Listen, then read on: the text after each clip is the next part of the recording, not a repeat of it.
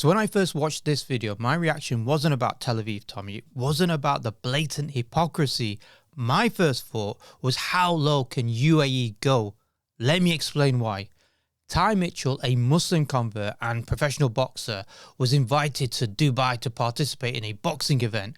While he was there, he runs into Tommy Robinson. They are interviewing me. Why are you giving him airtime? They are interviewing me. Racist rap. They are interviewing me. Why are you giving him airtime for? They are Fuck him. They are interviewing me. He hates Muslims, but he's in a Muslim They are country. interviewing me. Where that one at? They are He's a interviewing me. fucking Yes, prick. right. Don't give him no airtime. Mate, go on, You say hate that. Muslims like us. Why are you here? Why are you in this country? I'm You here hate Muslims. on the invite, actually. You hate Muslims, so why are you in a Muslim I'm here on country the for? invite, bro. You're a little rat. Yeah, good one. Uneducated little rat. You're uneducated. You're uneducated. You're a prick. Get the fuck out of here. You're not wanted around here. Fuck off, you mug. Now, some people ask, why is Tommy Robinson holidaying in a Muslim country? But that wasn't my question. My question was, why would a so-called Muslim country like the UAE allow someone like Tommy Robinson in at all? This is a man whose entire public career is built on the hatred of Islam and Muslims. And when Ty confronts him, you see it, the brief flash of fear, because bullies don't like to be confronted. True to form, Tommy backtracks and claims that he's not really against Muslims, just terrorists, just grooming gangs. I don't like terrorism. I don't like jihadists. Neither do Muslims. So stand up against me. I do stand up against them. Yeah, I do. Why don't you stand up against the grooming gangs that are white? It's funny, isn't it, that whenever Tommy is caught out by Muslims, his knee-jerk reaction is to claim he isn't against Muslims, just those bad ones.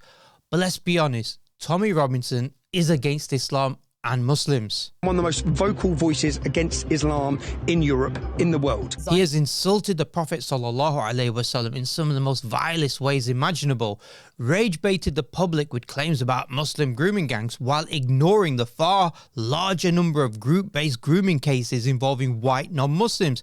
He's claimed Muslims are taking over, and he's led marches where supporters chant abuse against Allah subhanahu wa ta'ala. His grift is obvious, to stoke fear, anger and hatred towards Muslims in the West.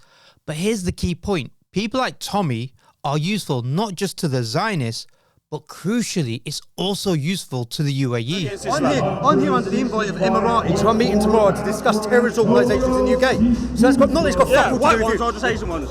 I'm here to meet Emirati Muslims who work, Muslims from here, the United Arab Emirates, who work against against the Muslim Brotherhood. If you followed this channel, you'll know that I've spoken about the UAE many times now. Since the Arab Spring, the UAE has led a counter-revolutionary campaign across the Muslim world. Their objective is simple: crush political expression of Islam, neutralize movements that challenge authoritarian rule, replace the desire in the Muslim world for Islam as a basis of society and politics with secularized form of Islam. An Islam that doesn't challenge rulers, doesn't question Zionism, doesn't demand justice, doesn't talk about governance, power, or accountability. Basically, they want to preserve the status quo, one where these regimes exist to serve Western and Zionist interests. In the Muslim world, dissent is easy to crush. Mosques are monitored, scholars and activists who step out of line are arrested, imprisoned, sometimes tortured, and even sometimes face execution. But the West is different. It's not so easy to silence Muslim voices here. Not because the West loves Islam and Muslims, but because they know that in order to prevent Muslims from expressing their views, they would have to contradict their very own ideology, the very concepts of freedom of expression that they claim to espouse. And this isn't about Muslims exploiting the system in the West. This is how it's always framed by those who simply don't want to see Muslims express their God-given views, that somehow it's exploiting the freedoms of the West. No, it's simply having the legal right to express lawful views. It just happens that these are the views, the lawful views, that you, the UAE that is, don't like to hear. Check this video out. This is from Nas Daily that exemplifies this point. British people, UK people, you are getting some of the most dangerous immigrants in the world. Not all immigrants, but you're getting some of the most dangerous people. Dangerous how? Because they're coming in the UK, setting it as a base to create essentially media to destabilize the Middle East. Right? It's dangerous because of the ideas being promoted. Here they can thrive because you have democracy and freedom of speech. That's great. But these ideas cannot thrive in the UAE, in Saudi Arabia, in some of these stable countries. And so you're getting the biggest destabilizing forces to live in the UK and try to destabilize the And the Middle East. ideas are... Here he is warning Europeans that they are importing the most dangerous immigrants because they might destabilize the Middle East regimes. And how do they do that? Well, they set up media in the West and express lawful ideas. Does he even listen to himself and how crazy he sounds? Because, that's exactly what he does. He's there trying to defend these autocratic regimes that prevent any expression, any criticism against their regime and any lawful call for Islam as a basis of governance and society. Look, I'm going to do a video on Nas Daily and refute his points in the future, in a future video, inshallah. But why do I bring him here? Why do I bring him into this video? Because Nas Daily is actually based in Dubai. He received UAE government support via the New Media Academy, which trains influencers to promote UAE's digital strategy. Their strategy is to whip up hysteria against Muslims in the West to create fear and silence their voices so that these corrupt, autocratic Western installed regimes in the Muslim world can operate with impunity and with no accountability. Nas Daily literally explained what he saw as the most dangerous immigrants in the world. Nothing to do with violence, nothing to do with gangs or terrorism. No, it's because they are set up media, utilizing the ability to speak to hold these unelected regimes to account. Is it then surprising that we see Emirati influencers pushing narratives about Islamist infiltration in the West? Of course not.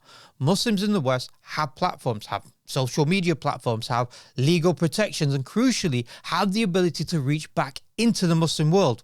And that terrifies them. Even my channel has a small but significant viewership from the Gulf. And they obviously don't like this because ideas travel, awareness spreads, and people start asking uncomfortable questions. This is why the UAE doesn't just operate in the Arab world. They target Muslim populations in the West too. They create the fear of a shadowy organization, the Muslim Brotherhood. They claim that they've infiltrated all aspects of Muslim civil society in the West, from mosques, schools, madrasas, and even Islamic charities. They claim that when Muslims speak out in support for Palestine, it's driven by anti-Semitism and hatred of the Jews. They claim that when they call for their rights here, they are really trying to take over the country.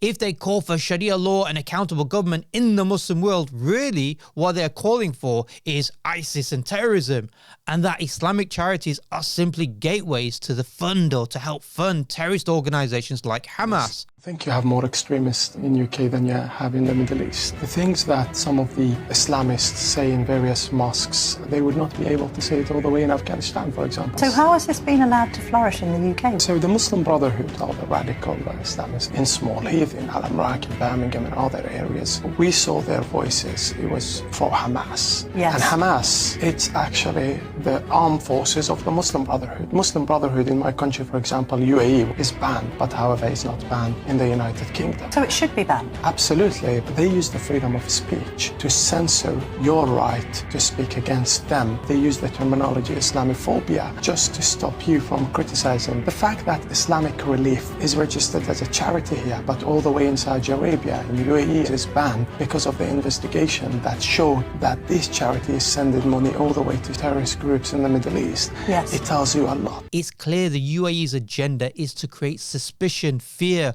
call for surveillance from Western governments upon the entire Muslim community, and apply legal pressure to silence Muslims by claiming any outward expression of Islam in the West is simply laying the foundations for terrorism and violence. And this is where Islamophobia becomes useful for the UAE. You see, both UAE and Islamophobes seek to silence the Muslims or Islamic expression.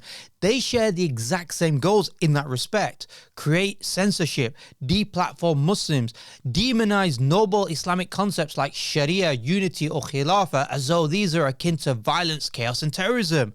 The agenda is either to ban Muslims' expression or create an environment that Muslims are too afraid to speak out. So what's the evidence of UAE's influence in the West? Before I go further, understand this. Everything I'm about to outline is based on investigative journalism, leaked documents, parliamentary acknowledgements, and ongoing legal cases. This is not speculation or just internet rumors. This is actually documented. Firstly, Abu Dhabi Secrets was a dark PR against Muslims. In 2023, an investigation known as Abu Dhabi Secrets exposed the covert UAE operation. The UAE secretly hired a Swiss private intelligence firm called Alp Services, paying them millions. Their task to run a covert smear and disinformation campaign across Europe. And targets included Muslim academics, Muslim activists, Muslim charities, journalists, civil society organizations, critics of the UAE and the normalization with Israel. Alp Services compiled a dossier on hundreds of Muslims feeding information to governments, media outlets and security agencies, portraying them as extremists or brotherhood linked. And in many cases, no terrorism, no violence, no criminal activity, just political speech.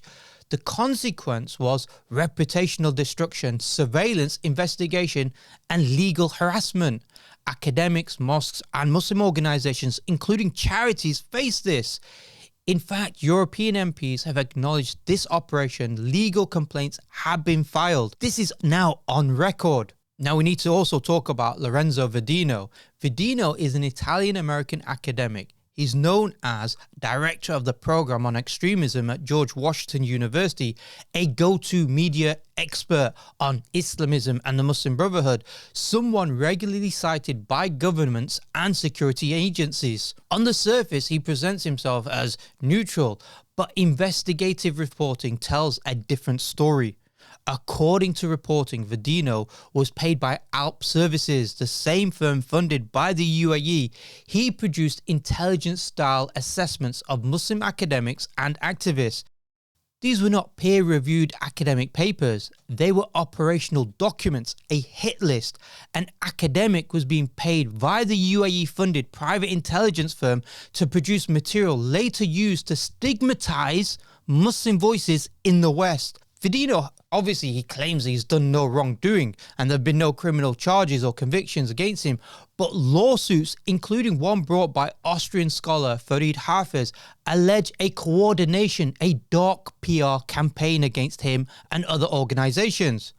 Why does this matter? Because Vidino's work shapes counter-extremism frameworks, influences policies, institutionalizes suspicion toward Muslims. You see, this is how anti-Muslim hatred works, Islamophobia works. It becomes structural, not just through mobs alone, but through experts, institutions, and security language that makes discrimination sound reasonable. Investigation by Spinwatch showed how UAE cultivated relationships with journalists, MPs, policy advisors, think tanks like Chatham House or RUSI in order to try to promote a particular narrative against Islam and Muslims living in the West and living in the UK. You see, the issue isn't just the fact that they were providing funding, it is also about narrative alignment. Again and again, the same themes appear. Political Islam equates to extremism. Islamic governance equals threat. Muslim civil society equals security risk. This creates a climate where Muslims are treated as suspect by default. Look, Islamophobia today doesn't always look like street racism. It looks like policy papers, counter-extremism frameworks, experts' commentary. Here we see Amjad Taha and other so-called political analysts featured by right-wing media platforms sponsored by the UAE. Organizations and channels that have a history of attacking Islam and Muslims. Here, Amjad Taha is on GB News. In fact, GB News was sued due to this interview because Amjad Taha claimed that Islamic Relief collected money on behalf of terrorists.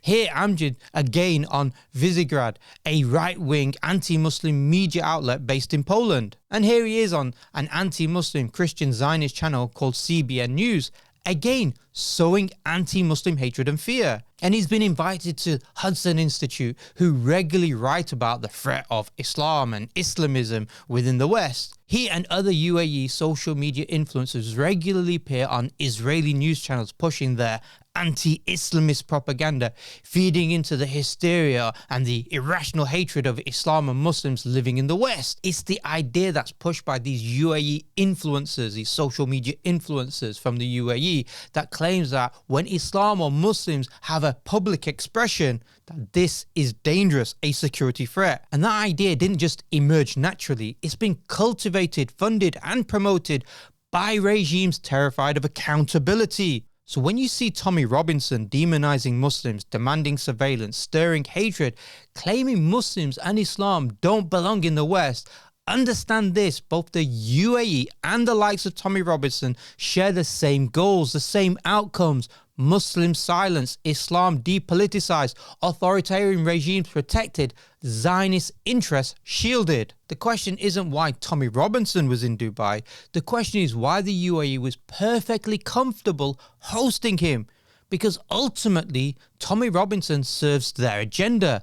The fact is that both of them help create an environment of hatred and suspicion against the Muslims in the West. You see, what the UAE is doing is unprecedented from a Muslim country, not because Muslim rulers have never repressed dissent, but because this time repression is being exported outward into the West against the Muslims in order to foment and create the environment of suspicion upon the entire Muslim community.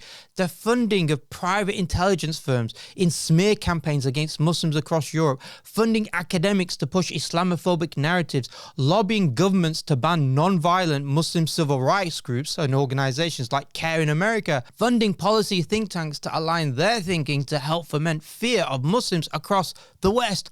All of which results in an increase in anti-Muslim hatred that feeds into the likes of Tommy and his gang. Tarnish the Muslim community and thus weaponizing Islamophobia against the Muslims in the West, pushing them into silence. Silence in particular against any criticism, not just of Zionism, but also of their regimes, UAE and other Gulf countries. If that means that the fallout by the UAE in terms of its strategy is to create and foster hatred against Islam and Muslims and make Muslims seen as a suspicious community, then so be it when it comes to the UAE. Because the goal is clear, as I said: silence Muslims in the West, prevent criticisms of Arab regimes, prevent opposition to normalization to Zionism, and prevent Islam from re-entering politics. That's the strategy. Once you see this and once you understand this, you see why Tommy isn't just tolerated in the UAE, he's in fact welcomed by them.